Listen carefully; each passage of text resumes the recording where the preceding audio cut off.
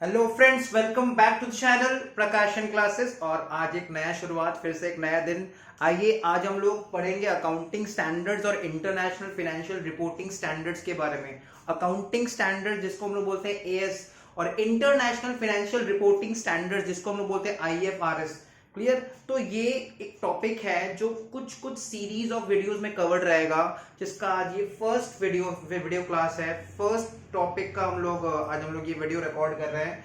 So this topic will be covered in series, तो accordingly आपको उसके अकॉर्डिंग देखते चलना है। चलिए स्टार्ट करते हैं। अकाउंटिंग स्टैंडर्ड्स क्या होता है, क्यों इसका रिक्वायरमेंट है, what is the need of accounting standard, what are accounting standards. So let us start. So accounting is an information system. सबसे पहला लाइन लिखा हुआ है accounting is an information system. Board पे जो भी डिटेल्स लिखा हुआ है, जो भी नोट्स लिखा हुआ है, उस सारा डिटेल्स, सारा नोट्स आपको डिस्क्रिप्शन सेक्शन में मिल जाएगा। ठीक है, वहां पे एक लिंक रहेगा। आप उस लिंक को जैसे ही उसके थ्रू गो थ्रू करेंगे तो आपको वो सारा नोट्स वहां से मिल सकता है। तो बोर्ड पे जो भी लिखा है, even if it is not clear, there is nothing to worry, you can easily get those notes from the description section. So let us start. Accounting is an information system. Accounting क्या है? एक information system है। Now what is an information system? Information system is a system जहां पे हम लोग कुछ information gather कर सकते हैं। So accounting में भी हम लोग क्या करते हैं? Information gather करते हैं। एक owner of the business, एक proprietor को हमेशा interest रहेगा ये जानने के लिए कि भाई उसका business में हो क्या रहा है, whether उसका business profit में चल रहा है, loss में चल रहा है, कितना asset है, कितना liability है, what is the burden all around, what is the happiness all around। By term happiness I mean asset, and by term burden I mean liability।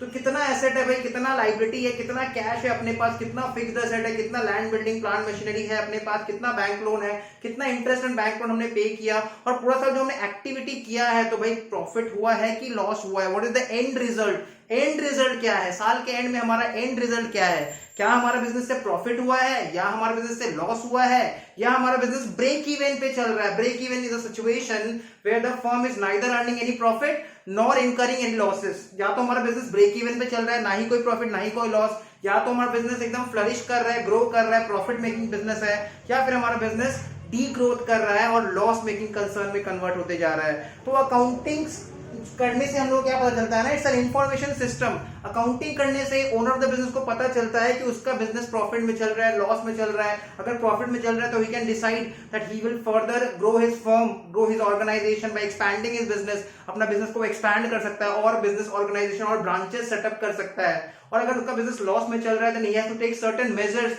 कि कैसे उस लॉस को ओवरकम किया जाए, कैसे उस लॉस को रोका जाए, उसको कर्टेल किया जाए। So accounting is an information system and its main aim, उसका मेन ऑब्जेक्टिव क्या है? What is the main objective? To provide financial information. Financial information provide करता है अकाउंटिंग इंफॉर्मेशन। किसको प्रोवाइड करेगा ये इंफॉर्मेशन? भाई जो हमारे बिजनेस में रुपया लगाया है, जो हमारे बिजनेस में पैसा लगा रखा है, जो हमारे बिजनेस का स्टेक होल्डर है। स्टेक होल्डर का मतलब हर वो पार्टी जो हमारे बिजनेस में इंटरेस्टेड है। Every party who is interested in our business is a stakeholder. So accounting is an information system and its main aim is to provide financial information to a number of parties such as investors। Investors वो है जिन्होंने हमारा business में रुपया पैसा लगाया है। Management को भी इंटरेस्टेड रहेगा। क्रेडिटर्स जिन्होंने हमें उधार में सामान बेच रखा है, जिनसे हमने लोन ले रखा है, वो भी इंटरेस्टेड रहेंगे हमारा फाइनेंशियल इंफॉर्मेशन जानने के लिए। गवर्नमेंट भी इंटरेस्टेड रहेगा हमारा फाइनेंशियल इंफॉर्मेशन जानने के लिए, क्योंकि गवर्नमेंट को टैक्स से मतलब है। तो हम देख पा रहे हैं there are various users of financial information. ये जो अकाउंटिंग करेंगे, अकाउंटिंग एक इंफॉर्मेशन सिस्टम है, इसको लैंग्वेज ऑफ बिजनेस भी बोला जाता है। Accounting is always also known as language of business. तो ये जो इंफॉर्मेशन सिस्टम है, इसमें से इंफॉर्मेशन कौन कौन गैदर करेंगे, इस इंफॉर्मेशन के यूजर्स कौन कौन है? तो एक होते हैं एक्सटर्नल यूजर्स, एक होते हैं इंटरनल यूजर्स। जनरली जो इन्वेस्टर्स हैं, जो मैनेजमेंट है, ये सब इंटरनल यूजर्स में आते हैं। एंड द अदर पार्टीज जैसे क्रेडिटर हो गया, गवर्नमेंट हो गई, सब एक्सटर्नल यूजर्स में आते हैं। Such information is provided through a set of financial statements। हम ये सारा इंफॉर्मेशन कैसे कन्वे करेंगे, कैसे ट्रांसफर करेंगे हर यूजर के पास, जैसे इन्वेस्टर के पास, मैनेजमेंट के पास, गवर्नमेंट के पास, क्रेडिटर्स के पास, ये सारा इंफॉर्मेशन कैसे पहुंचाएंगे? एक फाइनेंशियल स्टेटमेंट ड्रॉ करेंगे। At the end of the year we will prepare a statement that is termed as financial statement. और जनरली इसमें क्या क्या होता है? प्रॉफिट एंड लॉस अकाउंट होता है एंड बैलेंस शीट होता है। तो साल के एंड में जो बिजनेस है वो क्या बनाता है, फाइनेंशियल स्टेटमेंट बनाता है, which generally includes profit and loss account and balance sheet. तो accounting is an information system, और ये इंफॉर्मेशन किस चीज का है, फाइनेंशियल इंफॉर्मेशन का है। ये इंफॉर्मेशन हमको किसको किसको प्रोवाइड करना है, बिजनेस को ये जो इंफॉर्मेशन है वो किसको किसको प्रोवाइड करना है, इन्वेस्टर्स को प्रोवाइड करना है, मैनेजमेंट को प्रोवाइड करना है, क्रेडिटर्स को प्रोवाइड करना है, गवर्नमेंट को प्रोवाइड करना है, because they are interested in knowing कि हमारा बिजनेस में हो क्या रहा है, वेदर हमारा बिजनेस प्रॉफिट में चल रहा है, लॉस में चल रहा है। These are all parties are interested to know such information, and such informations are conveyed or transferred to such concerned parties by way of preparing financial statements. Financial statements are statements, financial statement वो statements है जो साल के and में बनाते हैं, साल के एंड में बनाते हैं हम लोग financial statements, जिसमें आता है हमारा profit and loss account, mainly आता है, और भी अदर आइटम्स भी आते हैं, मेनली आता है profit and loss account and the balance sheet. Clear? तो यहां तक मेरे ख्याल से आपको पूरा क्लियर होगा ना। Question arises what is accounting standards.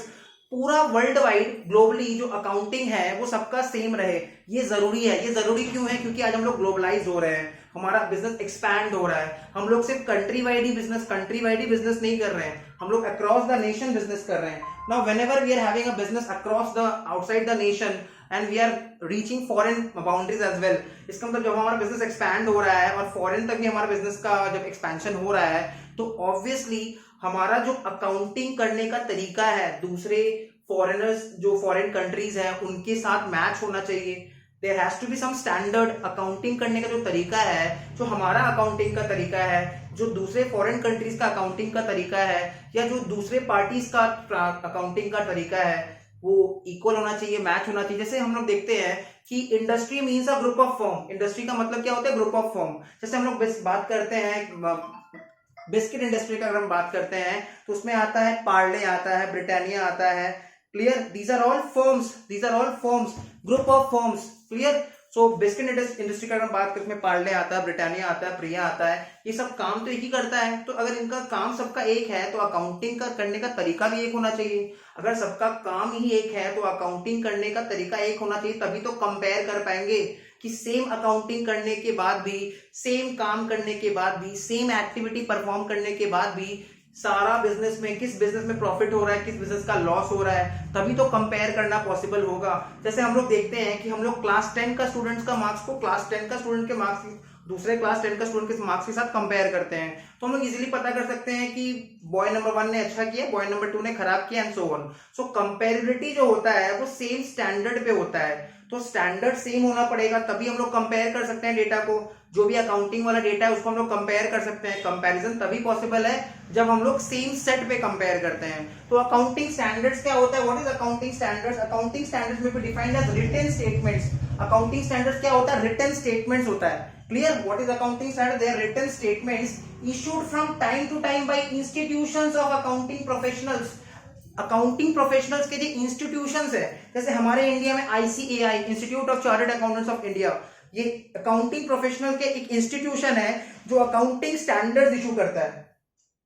So accounting standards may be defined as written statements issued from time to time by institutions। कौन इशू करता है? इंस्टीट्यूशन इशू करता है। कौन सा इंस्टीट्यूशन इशू करता है? अकाउंटिंग प्रोफेशनल्स वाला इंस्टीट्यूशन इशू करता है। इंडिया में अकाउंटिंग स्टैंडर्ड कौन इशू किया अभी तक? आज तक जितना भी अकाउंटिंग स्टैंडर्ड है किसने इशू कर रखा है? ICAI। Clear? Specifying uniform rules. इसमें क्या स्पेसिफाई किया रहता है, क्या बताया रहता है? Uniform rules. यूनिफॉर्म रूल्स मतलब जो अकाउंटिंग करने का तरीका है, जो रूल्स है, जो नॉर्म्स है, वो स्पेसिफाई किया हुआ रहता है। यूनिफॉर्म रहता है मतलब सारा बिजनेस के लिए बताया रहता है कि यही तरीका से अकाउंटिंग करना है, इस वे में अकाउंटिंग करना है, इस पैटर्न में अकाउंटिंग करना है। क्लियर? दे स्पेसिफाई यूनिफॉर्म रूल्स और practices. What they specify? Uniform rules मतलब रूल सबका सेम रहेगा। प्रैक्टिसेस किस तरह से अकाउंटिंग करना है for drawing the financial statements, मतलब जो फाइनेंशियल स्टेटमेंट हम लोग बनाएंगे, वो लोग क्या फॉलो करके बनाएगा? Uniform rules and set of norms follow करके बनाएगा। Accounting standards are written statements. Accounting standards are may be defined as written statements which are issued from time to time by various accounting bodies। जैसे India में ICAI, आज तक जितना भी accounting standard है वो किसने इशू किया है? ICAI, institute of chartered accountants of India. क्यों इशू करता है? ताकि वो लोग बता सके, यूनिफॉर्मिटी ला सके हमारे फाइनेंशियल स्टेटमेंट्स में। क्लियर? स्पेसिफाइंग यूनिफॉर्म रूल्स और practices for drawing the financial statements. Clear? जिससे हमारा सबका फाइनेंशियल स्टेटमेंट्स कंपेयर किया जा सके, एक जैसा हो, एक रूल्स को, एक नॉर्म्स को फॉलो करके बनाया गया हो। नाउ ऑब्जेक्टिव्स और पर्पस ऑफ अकाउंटिंग स्टैंडर्ड्स। क्यों बनाते हैं अकाउंटिंग स्टैंडर्ड्स? क्यों रिक्वायरमेंट है अकाउंटिंग स्टैंडर्ड्स का, क्या दरकार है अकाउंटिंग स्टैंडर्ड्स का? To provide the norms, norms बनाते हैं हम लोग, मतलब रूल्स बनाते हैं, norms on the basis of which, जिसके आधार पे हम लोग फाइनेंशियल स्टेटमेंट्स को प्रिपेयर कर सकते हैं। तो अकाउंटिंग स्टैंडर्ड्स क्या बताता है वेरियस नॉर्म्स, वेरियस रूल्स, जिसके बेसिस पे हम लोग अकाउंटिंग कर सकते हैं, फाइनेंशियल स्टेटमेंट बना सकते हैं। Clear? To make the financial statements more meaningful and comparable, accounting standards क्या हेल्प करता है? फाइनेंशियल स्टेटमेंट्स को मीनिंगफुल बनाने में हेल्प करता है। Accounting standards make the financial statements more meaningful and comparable, मतलब अकाउंटिंग स्टैंडर्ड्स के थ्रू ही हम लोग क्या करते हैं, हम लोग बैलेंस शीट में फिक्स्ड एसेट्स को क्लासिफाई करते हैं, करंट एसेट्स को क्लासिफाई करते हैं। क्लियर? हम लोग बैलेंस शीट में करंट लायबिलिटीज को क्लासिफाई करते हैं, नॉन करंट लायबिलिटीज को क्लासिफाई करते हैं। तो इससे क्या होता है, अंडरस्टैंडिंग इजी होता है और कंपेयर करने में भी इजी रहता है अपना फाइनेंशियल स्टेटमेंट्स को। जैसे हम लोग प्रीवियस ईयर का डेटा को करंट ईयर का डेटा के साथ कंपेयर कर रहे हैं। लास्ट ईयर हमारा सेल्स 50 लाख था, इस साल हमारा सेल्स 60 लाख हो गया, तो हम लोग देख पा रहे हैं कि सेल्स बूस्टअप कर गया 10 लाख से। तो ये कंपेरेबिलिटी तभी पॉसिबल है अगर हम लोग फाइनेंशियल स्टेटमेंट्स बनाएंगे और हम लोग अकाउंटिंग स्टैंडर्ड्स फॉलो करके फाइनेंशियल स्टेटमेंट बनाएंगे। To make financial statements more meaningful and comparable, तो अकाउंटिंग स्टैंडर्ड्स का जो ऑब्जेक्टिव है वो क्या है? इट प्रोवाइड्स द नॉर्म्स और द रूल्स, जिसके बेसिस पे हम लोग क्या बनाते हैं, फाइनेंशियल स्टेटमेंट बनाते हैं। Clear? To make the financial statements more meaningful and comparable, financial statements को मीनिंगफुल बनाने में और कंपेरेबल बनाने में हेल्प करता है accounting standards. To harmonise the diverse accounting policies, harmonise का मतलब क्या होता है, एक साथ लेके आना सारा अकाउंटिंग पॉलिसी जो डिफरेंट बिजनेस ऑर्गेनाइजेशन फॉलो कर रहा है वो एक जैसा हो। To harmonise the diverse accounting policies and practices, जो भी अकाउंटिंग पॉलिसीज है, जो भी प्रैक्टिसेस है, टू इंश्योर यूनिफॉर्मिटी, ताकि यूनिफॉर्मिटी रहे। यूनिफॉर्मिटी का मतलब क्या हो गया, इक्वालिटी रहे। जैसा हमारा फाइनेंशियल स्टेटमेंट्स है ठीक उसी तरीके से दूसरे का भी फाइनेंशियल स्टेटमेंट बनाया गया है, तभी तो कंपेयर करना इजी होगा।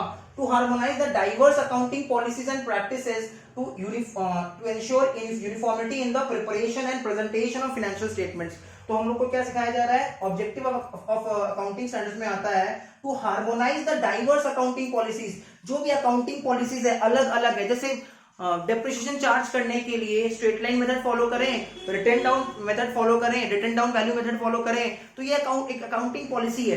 कोई स्ट्रेट लाइन अडॉप्ट कर सकता है, कोई WDV अडॉप्ट कर सकता है, कोई किसी बिजनेस को अगर स्ट्रेट लाइन मेथड ही प्रेफर किया जा रहा है तो उसको स्ट्रेट लाइन मेथड ही फॉलो करना है। क्लियर? तो ये बताया जा रहा है कि harmonise the diverse accounting policies and practices, जो भी अकाउंटिंग पॉलिसीज है एंड प्रैक्टिसेस है उसको हार्मोनाइज किया जा रहा है, एक जैसा बनाया जा रहा है। क्लियर? जिससे हमारा यूनिफॉर्मिटी रहे, मतलब हमारा फाइनेंशियल स्टेटमेंट्स दूसरे से कंपेरेबल हो सके, इक्वली बने। Clear?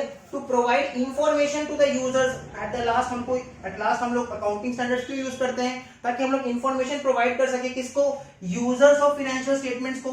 Now who are users of financial statements, who are the users of financial statement, जिसके बारे में हमने अभी जस्ट पढ़ा था। कभी कभी इंटरनल यूजर्स होता है, कहीं कहीं एक्सटर्नल यूजर्स होता है। जैसे investors and management are generally internal users, whereas creditors and government these are external users। to provide financial information, मतलब कैसा information, financial information to the users of financial statements as to the basis on which financial statements have been prepared, कि जो financial statements है वो किस basis पे prepare किया गया है। क्लियर? तो ऑब्जेक्टिव ऑफ अकाउंटिंग स्टैंडर्ड्स में से एग्जाम में कोई भी दो आ सकता है, देख लेना कौन सा वाला इजी लगे। ये सारा नोट्स का जो भी नोट्स है इसको मैं लिंक बना के, मतलब इसका PDF बना के मैंने डिस्क्रिप्शन में डाल रखा है, तो प्लीज वहां से एक बार गो थ्रू कर लेना। क्लियर? वहां से एक बार पढ़ लेना, और इवन भी कुछ अगर डाउट रह जाए तो कमेंट सेक्शन में लिख देना। चलो टिल देन, बाय बाय।